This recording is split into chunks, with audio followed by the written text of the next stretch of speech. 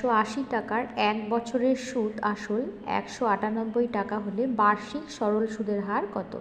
এখানে আসল হচ্ছে 180 টাকা, সময় দেওয়া আছে 1 বছর এবং সুদ যোগ আসল আছে 198 টাকা। তাহলে সুদ কত হবে? সুদ অর্থাৎ ইন্টারেস্ট আই সমান 198, মানে সুদ আসল থেকে আসলটা বাদ দিলাম, মানে 18 টাকা হচ্ছে সুদ।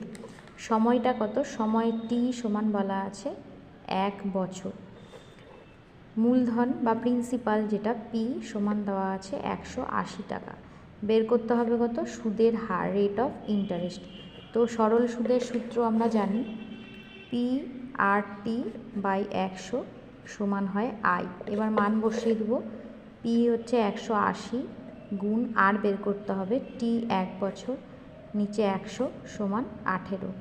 কাটাকাটি খুব সহজ, 18 কেটে গেল।